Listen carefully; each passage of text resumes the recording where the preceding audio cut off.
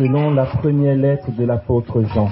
Ce qui était dès le commencement, ce que nous avons entendu, ce que nous avons vu de nos yeux, ce que nous avons contemplé, ce que nos mains ont touché du Verbe de vie, car la vie s'est manifestée. Nous l'avons vu, nous en rendons témoignage, et nous vous annonçons cette vie éternelle, qui était tournée vers le Père et qui nous est apparue. Ce que nous avons vu et entendu, nous vous l'annonçons, afin que vous aussi soyez en communion avec nous. Quant à notre communion, elle est avec le Père et avec son Fils Jésus-Christ. Tout ceci, nous vous l'écrivons pour que notre joie soit complète. Amen.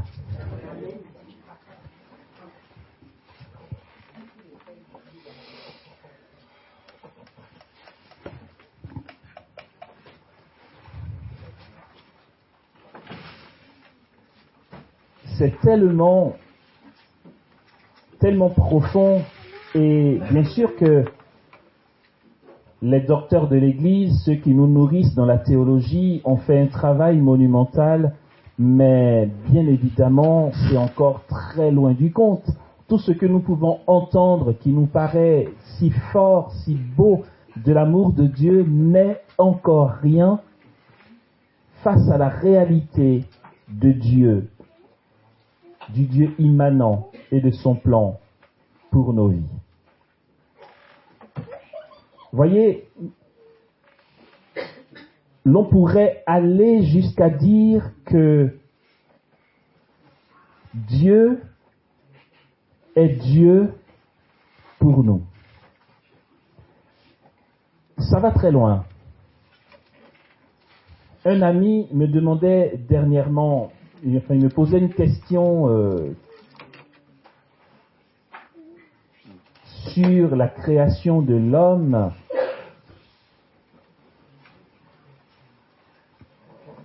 Une question relative à la préexistence de l'homme avant la création.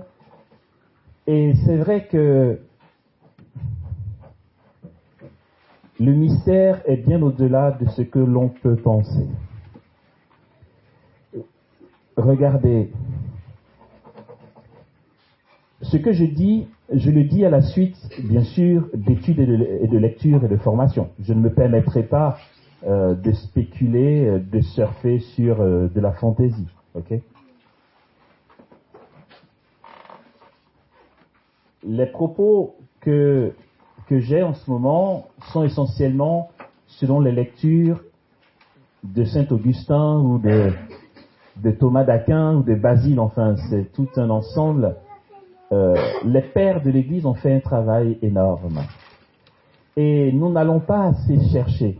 Du coup, nous restons un peu trop en superficie, ça va pas bien loin, et parfois notre vie chrétienne nous paraît morose, et on se dit, est-ce que c'est si puissant que ça? Mais en fait, c'est pas puissant, c'est plus que puissant, c'est énorme. C'est profond, enfin. De découvrir qui on est, c'est puissant. Là, je suis en train de travailler sur un bouquin qui va être très provoquant, et ouais.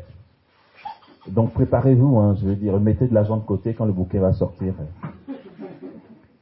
Ouais, je suis en train de travailler sur un bouquin que j'ai intitulé « Ma nature, c'est le feu ».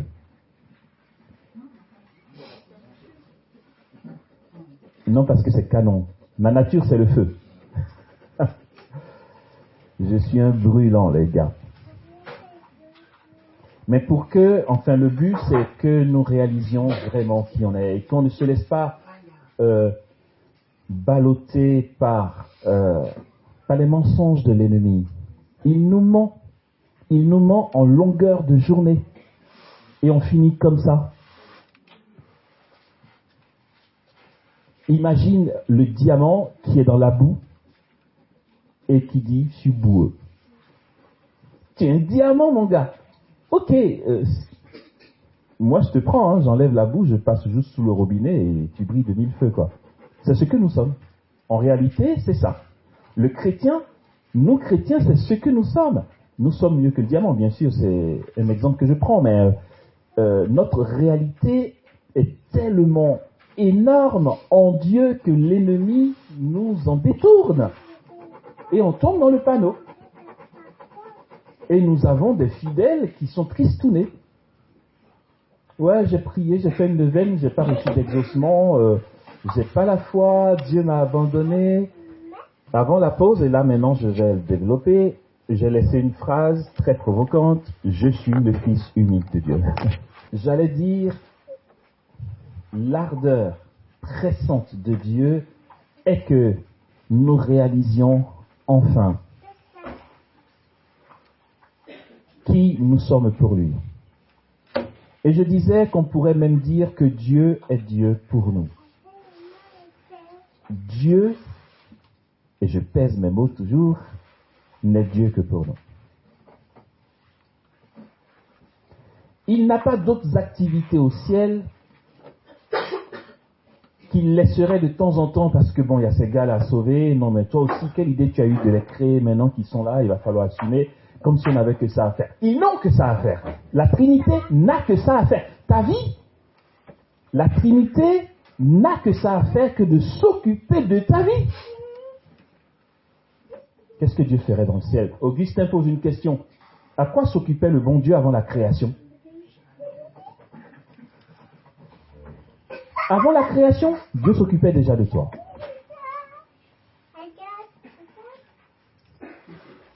Parce que la théologie est claire, nous existions dans la pensée du Père avant toute éternité.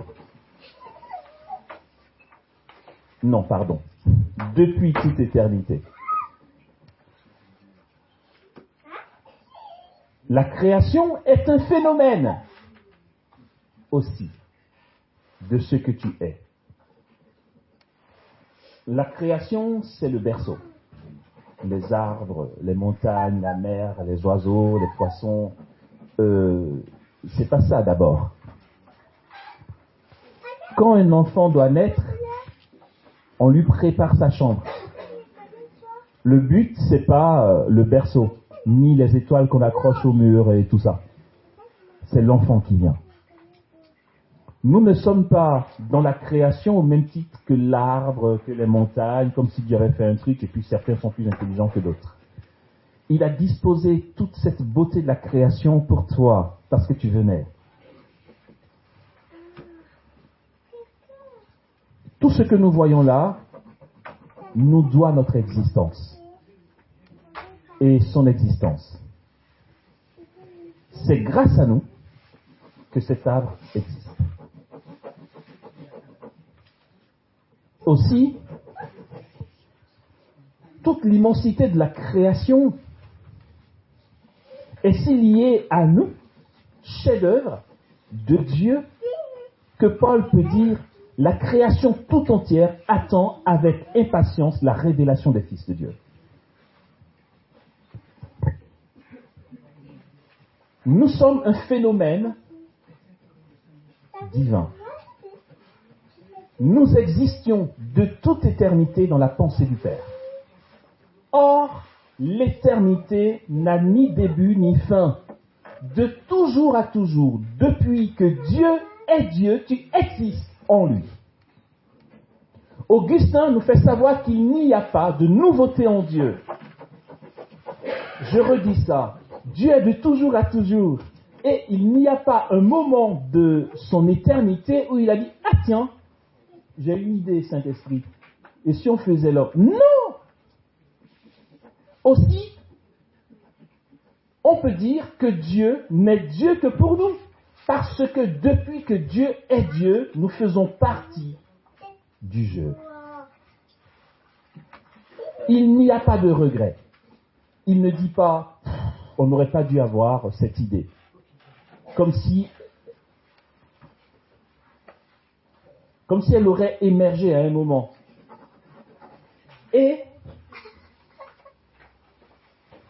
lorsque le Christ, dans son obéissance, prend sur lui chacune de tes souffrances, mais d'abord et avant tout, lorsqu'il prend sur lui ta nature blessée par le péché originel et qui détruit la force du péché originel pour te donner de devenir capas dei, capable de Dieu, tu deviens, dès cet instant-là, un être extraordinaire que ceux qui voient l'invisible voient, que le démon voit. Satan sait qui je suis, il sait qui tu es, et il en tremble. Aussi, il met tout en œuvre pour te détourner de cette gloire. Dieu n'a qu'un seul fils.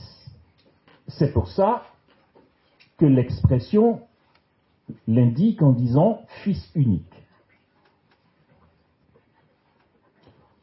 Parfois des questions me viennent et je vais bouquiner pour découvrir. Et quand je découvre, je trouve ça extra. Dieu a un fils unique. Paul dira que l'Esprit de Dieu crie en nous Abba Père, car nous sommes fils dans le Fils, cohéritiers avec le Fils. Dieu n'a qu'un seul fils. Le Fils unique, c'est le Verbe. C'est notre thème. Il est le Fils unique. Est-ce qu'il a cessé d'être Fils unique depuis qu'il a été baptisé? Non.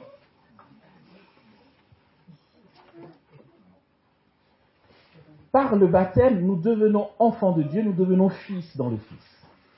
Réellement. C'est pas du genre, ça marche pour certains, pour d'autres ça ne marche pas. Par le baptême, nous devenons fils de Dieu. Il y a une multitude de baptisés, fils de Dieu, pourtant Dieu n'a qu'un seul fils unique. Et ça ne changera pas. Mais alors, Amos, si nous sommes fils par le baptême, normalement, il ne peut plus être fils unique. Ah, il est fils Dieu, nous on est fils homme. N'est-ce pas? Je suis sûr que c'est ce qu'on pense. Mais le fils unique de Dieu, qui restera unique de toujours à toujours, c'est moi.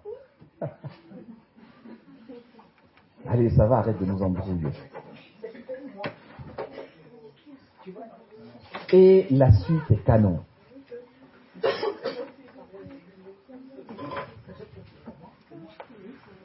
C'est dans le mystère de l'Église que nous comprenons ça. Il n'y a pas le Fils unique de Dieu et nous autour de lui, disant à son Père, regarde, ils me suivent, ils ont cru en moi, je les emmène. Non. Non. Purée, comment Dieu nous a aimés, quoi. Mais c'est canon. C'est trop beau.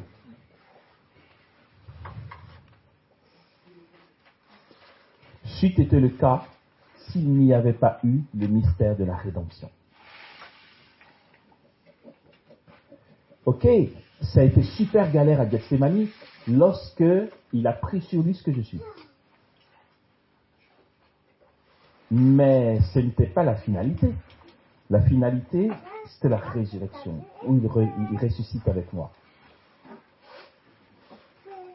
Et parce que, dans la solidarité du genre humain, il a pu prendre sur lui ce que je suis, ce que je souffre, mes ténèbres, toutes mes crasses, dans la communion des saints, toute sa victoire est aussi ma victoire.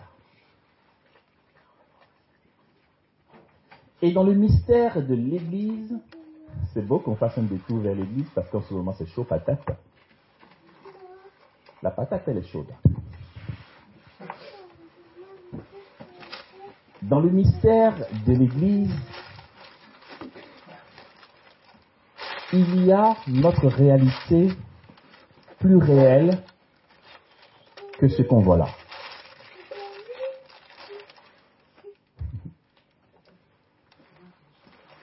C'est bien qu'il se passe ce qu'il se passe en ce moment dans l'Église, parce qu'au moins ça va nous permettre de mieux comprendre notre credo. Peut-être que certains se disent, ouais, je peux confesser que l'Église est une, sainte, catholique et apostolique, parce que jusque-là, tout ce que les papes ont dit, on était en phase avec. Mais aujourd'hui où il y a des questionnements, est-ce qu'on peut toujours dire l'Église est une et sainte?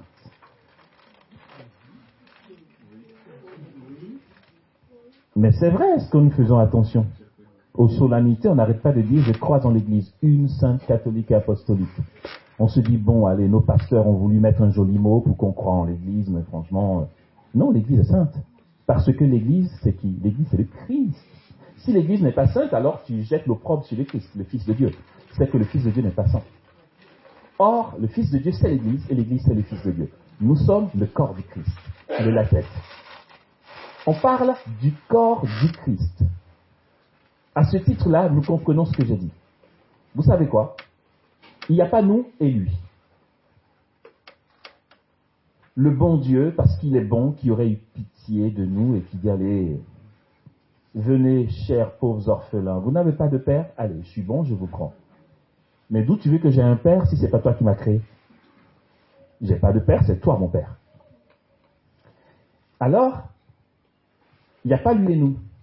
Il n'y a pas un troupeau derrière lui qui ramène à son père disant, regarde l'assemblée derrière. Ils ont tous cru, ils sont là. Je suis ton fils, je reste l'unique. Allez, on les embarque dans une adoption par pitié. Il n'y a qu'à dire qu'ils sont tes fils, ils seront contents. Non.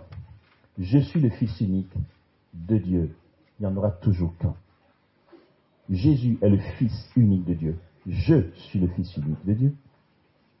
Parce que l'apôtre Paul est clair, si l'Église est le corps du Christ, nous sommes membres chacun pour sa part. Ma main, c'est moi.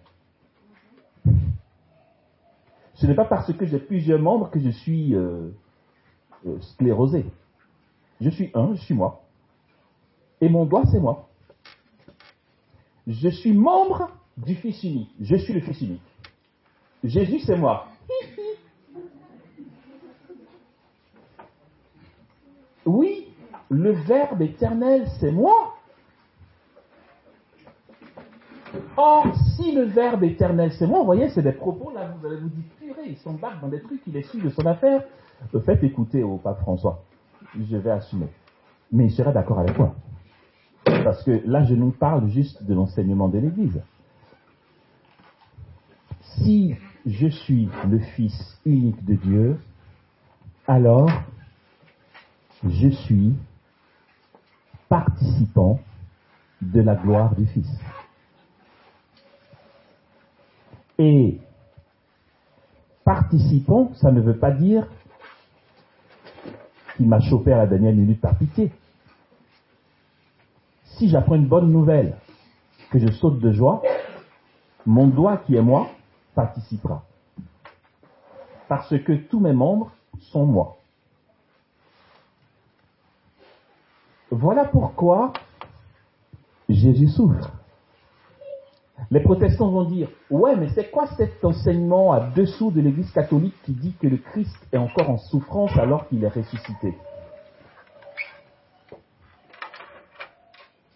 Mais oui, tu peux te poser la question si tu penses que le Christ, il est là-bas et que toi, tu es ici et que c'est deux réalités différentes et que tu te débats pour aller à lui. Tu es lui. Soit nous sommes lui, soit nous ne sommes pas lui. Or, nous sommes lui. Si je souffre, alors le Christ souffre encore. Le Christ portera toujours la douleur tant que tout ne sera pas récapitulé en lui. Il a les membres de son corps qui sont en souffrance. Le Christ souffre encore. Ouais, les épreuves, les souffrances, comme disent les catholiques, ça fait partie du plan de Dieu, il faut supporter dans l'oblation, n'importe quoi. Moi, je suis victorieux parce que mon Seigneur a remporté la victoire. Que tu sois. Pardon. Non, je n'indexe personne. Je dis, je parle en général. Hein, je ne veux pas insulter qui que ce soit, mais c'est une doctrine mais à dessous. C'est joliment dit. Ça fait, quand on dit, on crie Alléluia, Amen, j'ai ma victoire. Ouais, c'est ça. Quand tu rentres chez toi, tu pleures pourquoi? Oui. Soyons dans un réalisme spirituel.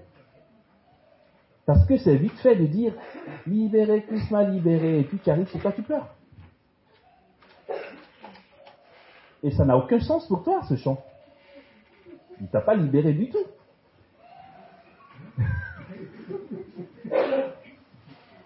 Non, soyons dans un réalisme, d'accord? Le Christ est souffrant. Pourtant, regardez, comment s'approfondit le mystère.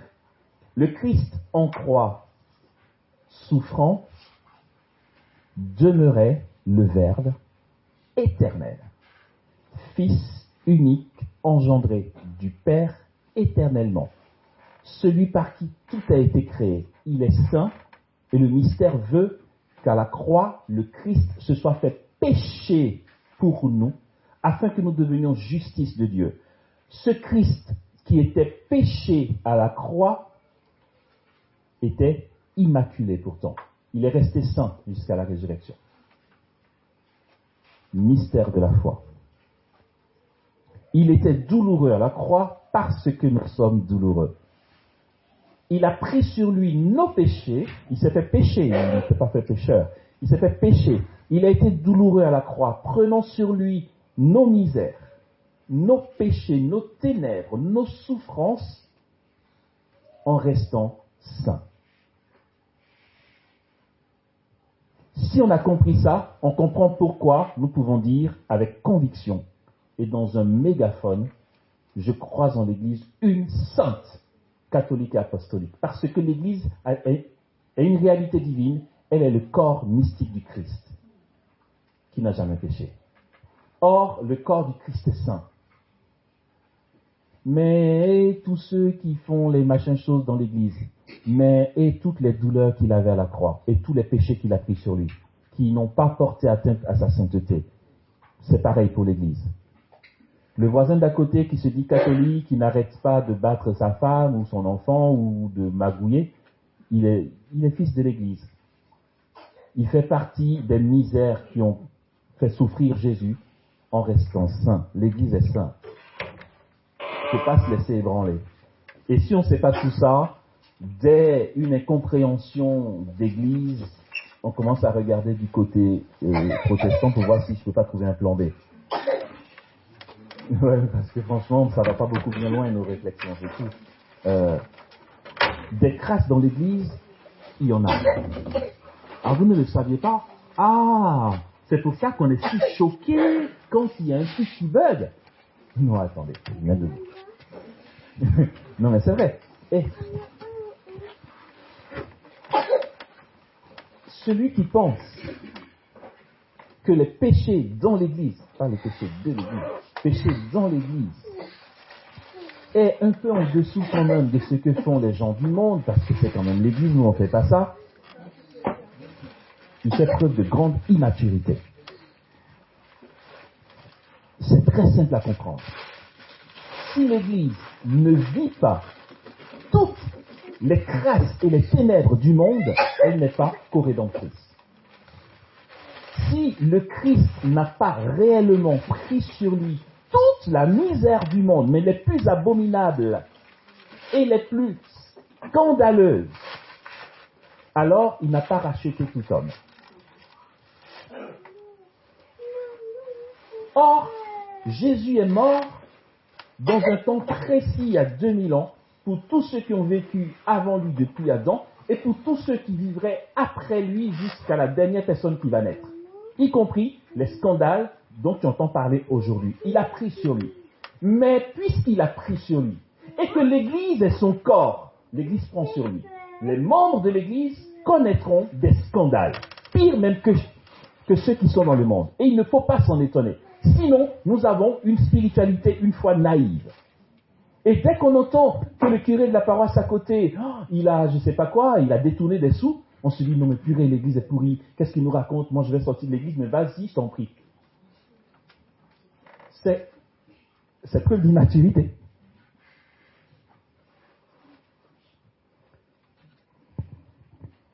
Il y a un théologien qui nous enseignait, c'était dans le sud-ouest, et qui a dit, plus une âme grandit dans la vie d'union à Dieu, plus elle est apte à connaître jusque dans ses facultés, les pires abominations du monde.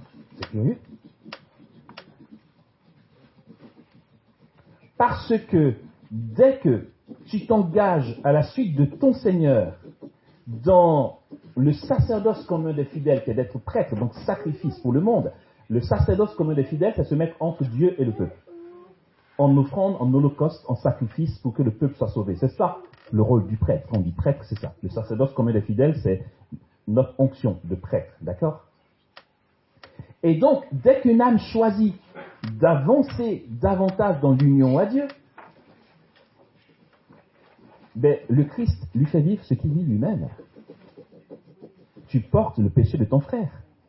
Certaines personnes qui ont grandi dans la prière, dans la foi et qui vivent des choses extraordinaires s'étonnent d'être encore en train de convoiter la Ferrari qui passe. Je dis, mais Seigneur, attends, j'en suis encore là. Mais tu n'as encore rien vu, mon gars. Tu n'as encore rien vu. C'est que on ne va pas au ciel seul, on ne rentre pas au paradis seul. Toi, tu as fait le travail sur toi, ok, ouais, mais tu sais, Amos, j'ai bossé sur tel péché, c'est bon, ça y est, et encore, je veux dire, ça y est, c'est un peu neuneux de le dire. Non, mais c'est vrai, ce qu'on va appeler l'heure de l'ange, vous voyez, quand on bataille, on veut laisser un péché, on y arrive peut-être un an et demi, on se dit, oh, j'ai fini avec ça c'était avant ça. Et puis la deuxième année, pouf, on retombe, on dit, mais purée, ça va jamais finir. On attend quoi? On attend un état qu'on va appeler l'heure de l'ange. L'état où tu vas être clean, tout est en place, c'était... Même la Vierge Marie n'a rien fait, c'est immaculé. L'heure de l'ange, comme dirait l'autre, l'heure de l'ange intervient seulement un quart d'heure après la mort. Après la mort. Ça veut dire, tu es mort, hein, ton corps est encore chaud, c'est encore là. Jusqu'à ce que ton corps refroidisse, c'est à ce moment-là que ça part. Donc vas-y, attache ta ceinture, il y a du chemin.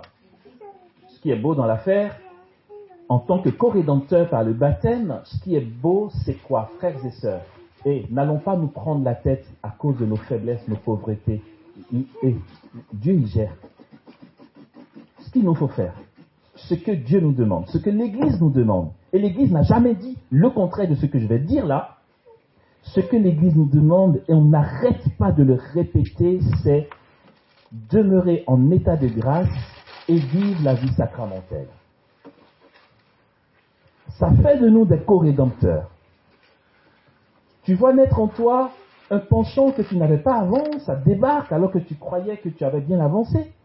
Ce n'est pas spécialement que le démon t'a eu, ce n'est pas spécialement que tu as une infestation.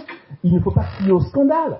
Ça se trouve, Dieu permet que tu vives en toi ce qu'un Chinois est en train de vivre quelque part là-bas, pour que lui soit justifié. Mais Amos, comment on le sait? On ne sait pas.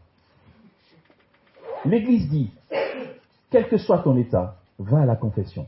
Et quand tu y vas, si toutefois c'est l'état de quelqu'un d'autre que tu as vécu, comme Jésus qui prend ma misère et va jusqu'à la croix, quand tu iras à la confession, ce que tu vas déposer sera déposé pour la personne qui le vit quelque part dans le monde. L'Église ne te dit pas, sois irréprochable, sans péché. L'Église dit, confiance en Jésus et vie sacramentelle. Ce n'est pas le sacrement que la vie divine grandit en nous. L'heure de l'ange, c'est après la mort. Et notre réalité divine, dans ce parcours merveilleux du Fils de Dieu, notre réalité divine veut que... Dans ce canon. Notre réalité divine veut que nous soyons à la droite du Père. Catéchisme de l'Église catholique. C'est pas moi qui l'invente. C'est très clair dans le mystère de l'Église. Le peuple des baptisés, corps mystique du Christ, bien que vivant sur la terre, constitue une réalité déjà dans le ciel. Le catéchisme nous fait savoir que nous sommes déjà des êtres célestes. La raison en est simple.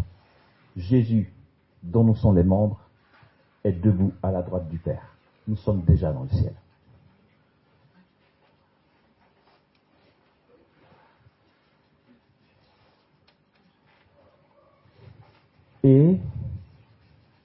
Avançons encore un peu plus loin.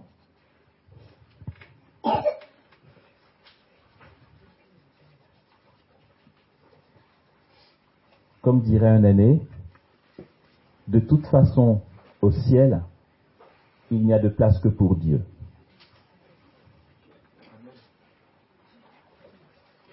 Au ciel, tout est Dieu.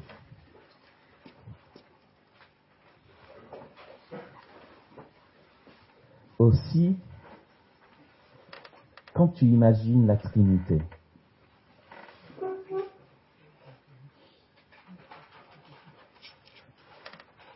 d'une manière ou d'une autre, tu imagines la Trinité, le mystère de la Trinité. Dieu est un en trois personnes, assis un après-midi, t'ennuyant sur ta terrasse. Tu te dis, mais à quoi Dieu s'occupe? Il y a quoi au cœur de la Trinité? Le Père dit quoi au Fils? Le Fils dit quoi au Père? L'Esprit Saint fait quoi? Oh, la Trinité, si je pouvais la rencontrer un jour. Et voir comment ça se passe. Oh là là, ils ont de la chance, ceux-là, d'être Dieu. Pourquoi c'est pas tombé sur moi?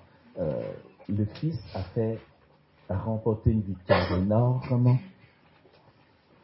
parce que la Trinité, désormais, n'est plus un secret pour le genre humain.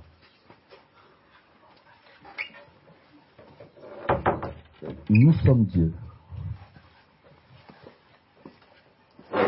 Mais je vais expliquer. Vous savez, j'ai conscience, il y a une grosse caméra qui est braquée là.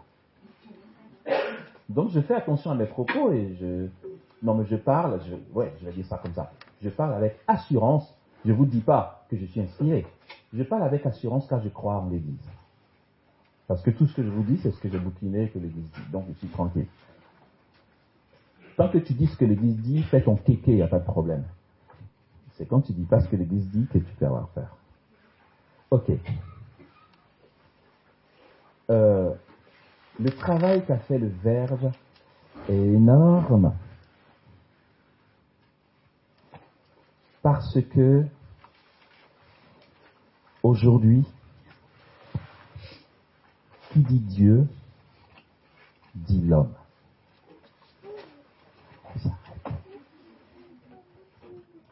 Qui dit l'homme, dit Dieu. Telle a été sa volonté depuis toute éternité. Il n'y a pas les hommes et la Trinité. Ça n'existe plus. Ouais, retenons bien ça. Peut-être qu'on ne l'entendra plus ailleurs. Mais retenons ça. Il n'y a pas la Trinité et l'homme à part. Il n'y a pas l'homme et la Trinité à part. On est déjà embarqué là-dedans. On ne peut pas appréhender la Trinité sans rencontrer l'homme. Je vais vous provoquer. Parce que l'homme est Dieu. Parce que Dieu est l'homme. Ouais. Vous avez voulu qu'on parle du Fils. On parle de lui. Voici comment.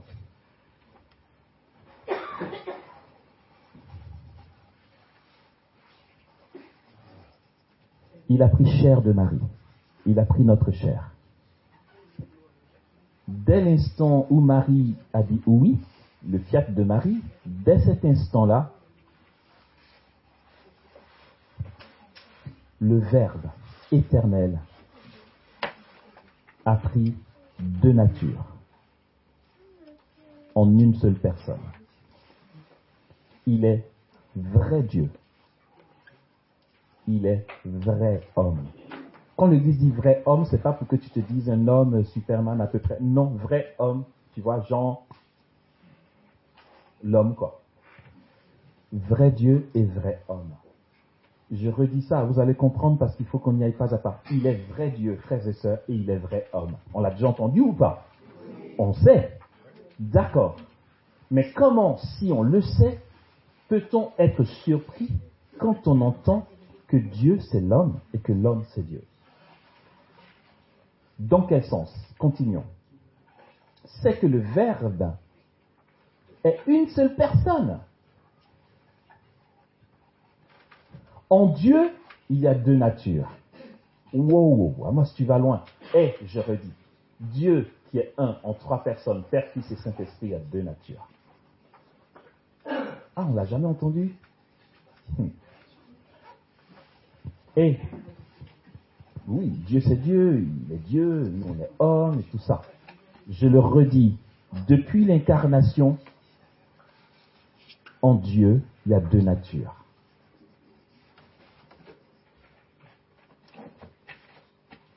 Parce que celui qui est vrai Dieu et vrai homme né de Marie, après tout ce qu'il a souffert au moment de l'ascension, il est monté à la droite du Père, vrai Dieu et vrai homme. Au cœur de la Trinité, on parle du Père, du Fils et du Saint-Esprit, non? Ok. On dit ça comment? 3 personnes en un seul Dieu, non? Ok, 3 personnes. Quand on va dire première personne de la Trinité, c'est... Deuxième personne de la Trinité, c'est... Une personne en 2 natures. Et après, on continue sur la personne de l'Esprit Saint. Dieu le Père, une personne. Quand on arrive sur Dieu le Fils, une personne, on fait une halte. Pour cette personne, il y a 2 natures. Vas-y dissocier sa nature humaine de sa nature divine. Vas-y. Quand tu y arrives, tu nous appelles. Mais on croit quoi? Une personne en 2 natures, indivisibles. C'est collé, fini, terminé. Et c'est lui. Sa nature humaine, c'est lui, pleinement lui. C'est pas, il n'a pas emprunté à quelqu'un, c'est pas vraiment moi. Et le Fils de Dieu, le Verbe éternel, est homme. Non mais tu peux croire ça? Le Verbe éternel, le Fils de Dieu, est Dieu. Il a les 2 natures dans sa seule personne. Dans les 3 personnes de la Trinité, il y a l'homme. Dans le mouvement divin de la Trinité, il y a l'homme. Et s'il y a l'homme, c'est pas que le Verbe ait eu besoin de ça pour continuer d'être Dieu. C'est qu'il a pris notre chair et c'est pour ça que Irénée de Lyon dira que Dieu s'est fait homme pour que l'homme devienne Dieu. Amen. Il s'est fait homme et il a pris notre chair, notre humanité, et l'a fait entrer au cœur de la Trinité Sainte. Terminé, collé, immuable. Dieu est immuable. Or, en Dieu, il y a l'homme immuable. L'immutabilité de Dieu devient l'immutabilité de l'homme. Dans l'éternité bienheureuse. D'où tu veux qu'au ciel, il y ait lui là-bas et toi ici. Au ciel, il y a de place que pour Dieu. Mais nous serons au ciel, mais parce que qui dit Dieu, dit l'homme. Et qui dit l'homme, dit Dieu. Voici comment le drame pascal, qui a porté atteinte à Dieu et l'a rendu vulnérable, nous a donné de devenir invulnérable.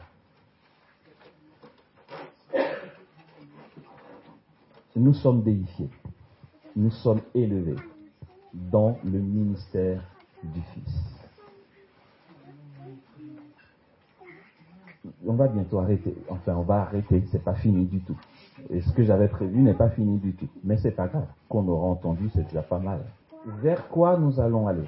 On bataille, on s'épuise, parfois pour parvenir à ce qu'on n'est pas, et on se fatigue pour pas grand-chose. Rappelons-nous, le mystère de la rédemption, la manifestation du Fils de Dieu, est pour nous conférer l'adoption filiale. Finalement, c'est pour nous rétablir dans ce que nous sommes. Puisque nous existions dans la pensée du Père depuis toute éternité. C'est dire que lorsque Jésus te voit, il y a ce qu'il voit de toi dans ton état de gloire que toi, tu ne sais pas. Il y a toi en Dieu et à toi là. J'en parle ailleurs, je ne sais plus où. Imaginez un peu. Prenons l'exemple de la Vierge Marie et appliquons-le nous. Imaginez cette petite fille de Nazareth.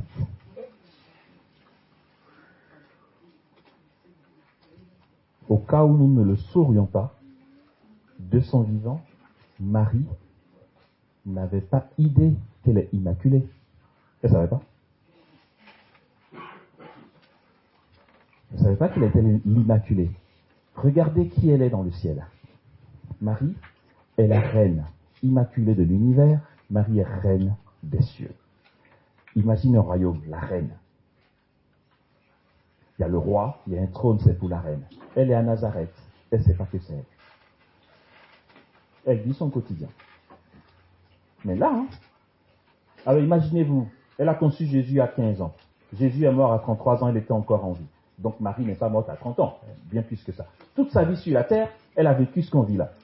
Le froid, la chaleur, la cuisine, les oignons qui puent, l'ail. Et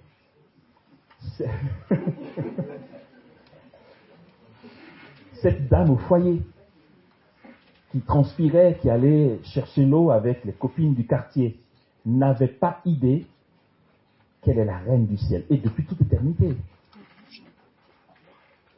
Il y a ce qu'elle savait d'elle là. Ce qu'elle savait, c'est que Dieu lui a donné d'enfanter le Messie.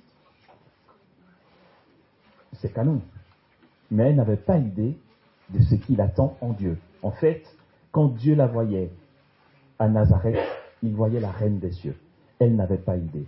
Pareillement pour toi, dans ta vie ici aujourd'hui, ce que le Verbe de Dieu, dans son incarnation et sa rédemption, a obtenu pour toi en Dieu, tu n'as pas idée. Tu n'imagines même pas. Amen. Et nous pensons que notre vie chrétienne, c'est ce que nous voyons là. Aussi on se plaint, on se lamente, on déprime. Est-ce que Dieu me connaît? Est-ce que truc, machin, chose, bidule? Non mais c'est vrai quoi. Quand j'ai découvert ça, j'ai compris que c'est une question d'abandon et de patience. Parce que ma réalité est cachée en Dieu. Peut-être qu'arrivé au ciel, je découvrirai qu'en fait, je suis le majordome de la reine. Mais quoi? Je ne peux pas savoir. Comme Marie ne savait pas. Comme Joseph ne savait pas qu'il deviendrait l'intendant des biens du ciel. Il n'y a pas de saint comme ça. À Joseph, Dieu a laissé d'être intendant des biens du ciel. Tu imagines ce que sont les biens du ciel? C'est lui qui est l'intendant de ça. Saint Joseph. Ah, intendant des biens du ciel, il en dispose comme il veut.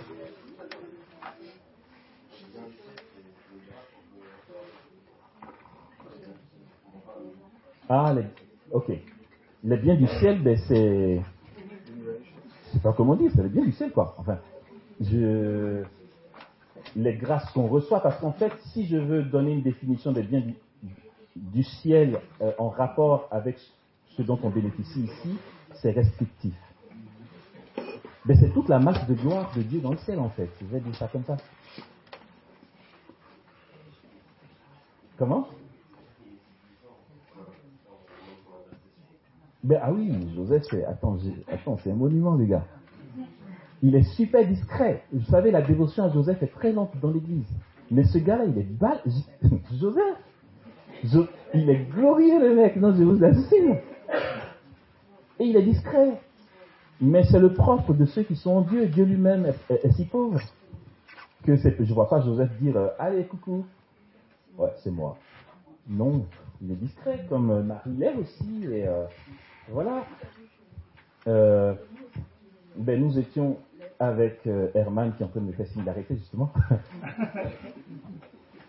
Nous étions en Italie, on a été pour un rendez-vous et puis on a squatté chez un ami qui est voyant. Ok. Il a eu 87 apparitions de Marie. Enfin, c'est un voyant et c'est un mystique, quoi. On a squatté chez lui. Et il racontait à une religieuse, enfin, il nous racontait, quand il a vu Marie la première fois.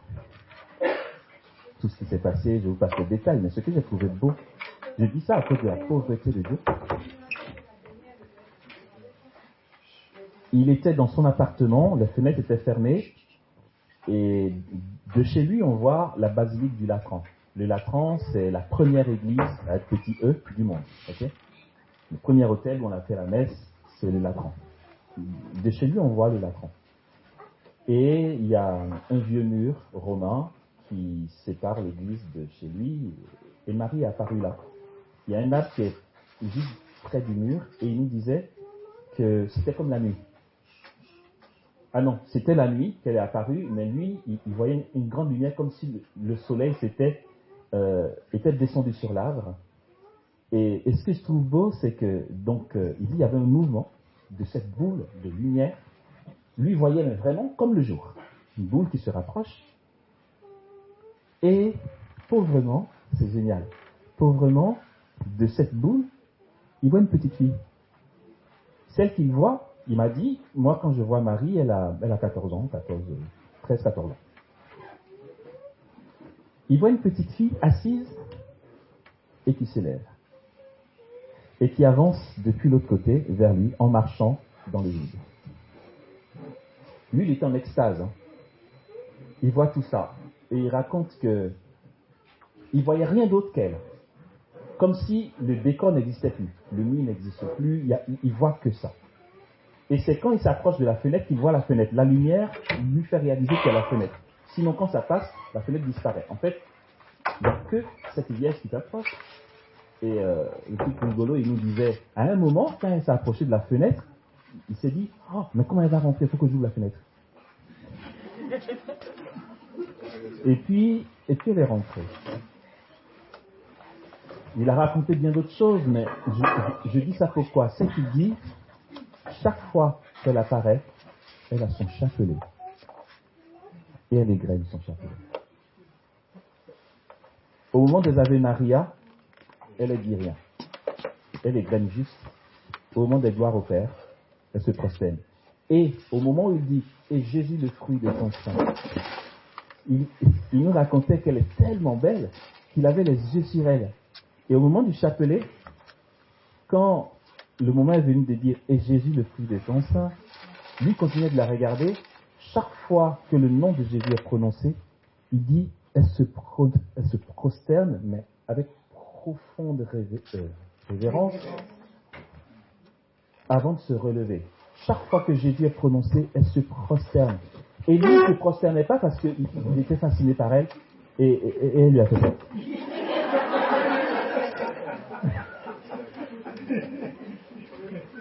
Ça va, elle sait que je suis canon, mais là on parle de mon fils là. Allez, hop là, on baisse la tête, d'accord? Non, c'est ça, c'est Dieu, frères et sœurs. N'allons pas imaginer autre chose. Regardez, la reine du ciel reste pauvre. Et elle se dit pas, bah allez, il m'a comblé, alors il y a longtemps que je connais, ça fait quoi, 2000 ans que je suis au paradis, ça va. Non. Elle garde cette pauvreté. Et elle est toute petite, elle a 14-15 ans, il dit. Pourtant, dit-il, quand elle parle, déjà, elle a un corps de reine. Enfin, il faut voir pour comprendre, parce que quand il explique, moi, j'y comprends rien.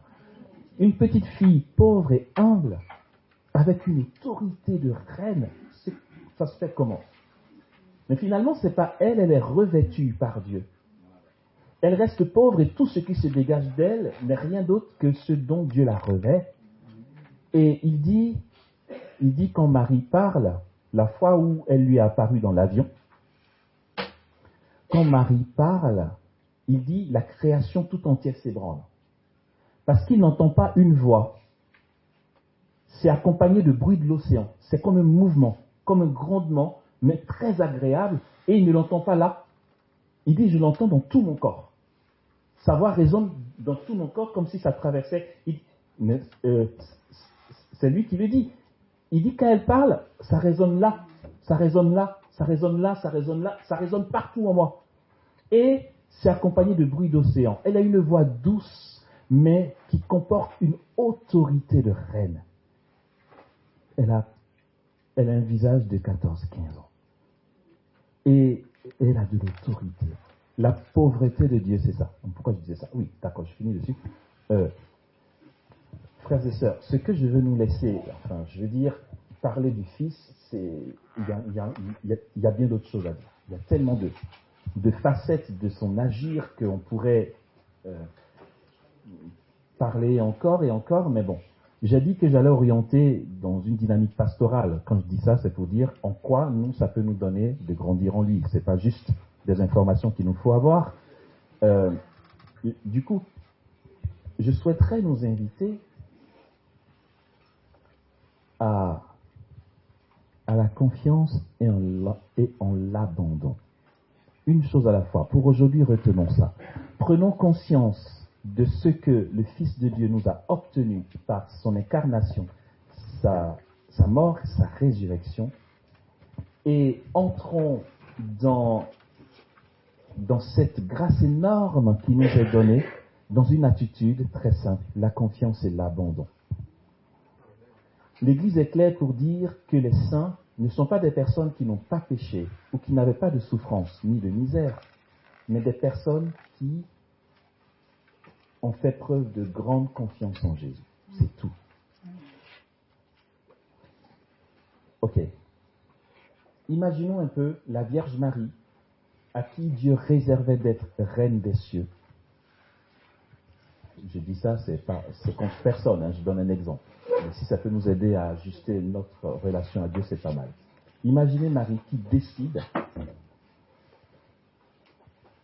qu'elle va faire une neuvaine à elle-même pour devenir, j'en sais rien, la directrice du Sanhédrin d'Israël. Parce qu'on va dire, mais si Dieu m'a béni, je devrais faire partie du Sanhédrin ou être l'épouse du président du Sanhédrin. Et parce que eux, ils sont dans des palais. La maison de la Sainte Famille ressemblait à rien, c'est une grotte. Imaginons-nous juste un instant que la Sainte Vierge n'ait pas vécu l'abandon. L'abandon suppose, Seigneur, conduis-moi tel que tu me vois vraiment dans ma gloire, dans mon état de gloire. En fait, ce que je suis, conduis-moi chaque jour vers ça. Que jamais je ne me détourne de ça. Sauf que on ne voit que cette vie sur la terre et on veut exiger à Dieu autre chose. Jésus, parlant de Joseph, prévoit que tu sois l'intendant des biens du ciel. Et pour ça, il a besoin que tu marches là. Mais quand tu compares ta vie aux autres, tu vois que ton ami d'enfance vient d'être admis au Sanhédrin et que son salaire a doublé et que désormais il va être dans un palais. Et que pour être comme lui, il te faut quitter ce chemin et marcher là. Tu vas dire, Seigneur, je prie des neuvaines, je fais tout pour que j'ai au moins une maison semblable si jamais tu m'as aimé. Mais quel gâchis est en Dieu tu es quelqu'un que tu ne sais pas. Tu as ta réalité dans l'éternité. Pour y parvenir, laisse Dieu t'y conduire. Qui te dit que tu es le dernier parce que tu n'as pas le diplôme que l'autre a? Mais c'est quoi cet uniformisme qu'on veut nous inculquer? On est tous des chrétiens, tous des baptisés, alors tu sais, je suis venu témoigner, moi, j'ai jeûné 3 jours et demi, et puis j'ai fait une neuvaine entre 2h06 et 10h18, et puis voici qu'aujourd'hui j'ai le diplôme. Tout le monde veut faire pareil. Et on va dire, donne-nous ta neuvaine. On n'est pas des clones. Et puis on s'étonne que pour lui ça marchait, pour elle ça marchait, et puis pour moi ça ne marche jamais. Mais vous n'êtes pas les mêmes dans l'éternité.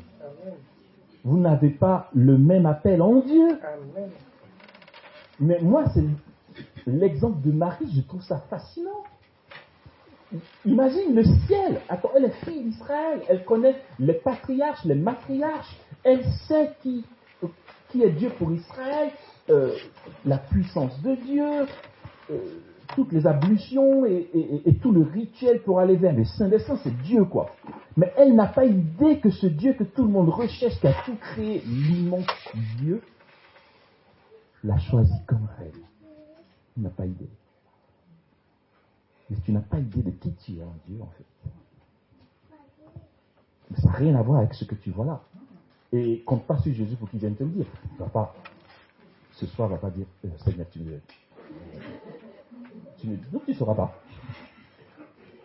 L'abandon, c'est pas pour nous pourrir la vie. C'est pas une démission, c'est pas un manque de foi, c'est pas une faiblesse. Ne nous laissons pas tromper. Je le redis, il y a des enseignements qui sont de bonne volonté, mais qui ne sont pas vrais. C'est pas vrai. On voit toute une assemblée, tu vas voir des milliers de personnes, mais on est en train de prier pour que tout le monde ait son diplôme. Hein? Sauf que celui qui prie, il y croit. Et les gens de l'assemblée y croient. Ok, si tu veux faire partie d'une assemblée de clones, vas-y.